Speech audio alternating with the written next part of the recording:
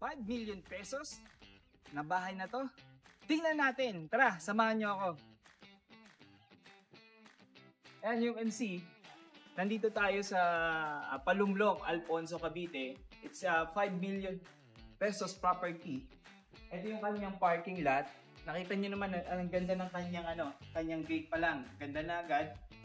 Tapos, nakita nyo po dito, may terrace agad. Ayan dito. Ayan, ito yung terrace niya. Papasok tayo. Malaki yung property niya. 500 plus to. And yung terrace pa lang, pwede ka maglagay dito ng mga upuan for relaxing. Kasi malamig dito tapos silipin natin yung loob ng bahay. This is 2 bedroom siya, pero yung 1 bedroom ang laki. Pakita ko sa inyo. Ano yung mga 2 bedroom nila? Ito may closet na rin. Meron na rin kanilang toilet and bath. Yan. Okay. Dito naman is pinakasalas nila. Ito, living room nandito. Tapos ito yung pinaka nila. Maganda yung kanyang pagka-design kasi malaki Maluwag kasi yung kanyang loob ng bahay. Ito naman yung pinaka second bedroom. Ayan. Ganda. Okay, kung pwede nyo gawin yung office, pwede naman siya. Okay, dito tingnan natin. Meron din pa dito sa loob. Meron din silang toilet and bath kasama dito. Ayan. Toilet and bath nila. You can see and try sa kitchen area. Magandang kitchen area niya, maganda yung kanya. Meron pa dito cabinet. Steel yan. Maganda po siya. Yan. Nakita niyo po, ang linis din, maalwala, maganda. May mga floor na rin po siya. Okay, may mga outlet na magandahan po dito. Dito tayo sa may likod naman. Yan, dirty kitchen meron din dito sa likod. Ayan, service area. Dito nyo ilagay yung yung pinaka washing machine nyo dito. Hindi sila nagla-laundry. And then, syempre, dito tayo sa pinakalikod pa rin. Malaki kasi to. Ayan. Hello! May madaming puta. Nakikita nyo po, dito yung pinakadaanan. Papuntang likod. Pasok dito.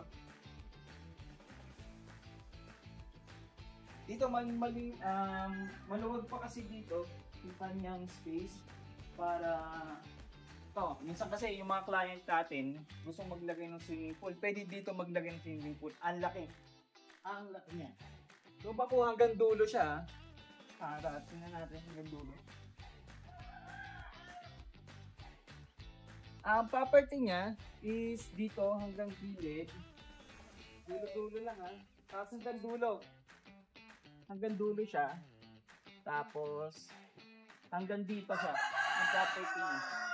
Hanggang dito. Yan. Hanggang dito yung property niya. Hanggang dito. Okay. Tapos nakita niyo naman yung likod ng bahay. Meron siyang dito. Meron siyang yan.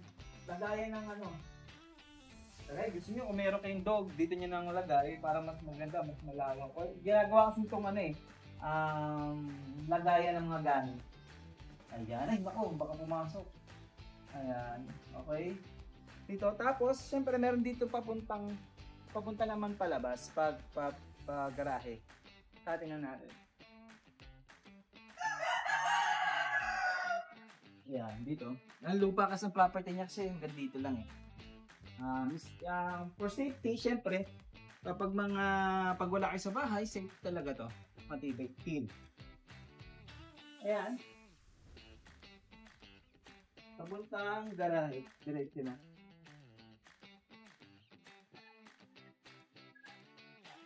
So for, nagmamadali na yung seller nito para ibenta. It's only 5 million. Sagot na niya yung CGT. Okay? Kung meron kayong katanungan, comment down below, and then kung gusto niyo mag-tripping, message us sa akin or tumawag po kayo sa akin 0935-878-6478. Ayan, maraming salamat. This is Alfonso Cavite sa Palumblom. 5 million pesos. May bahay ka na.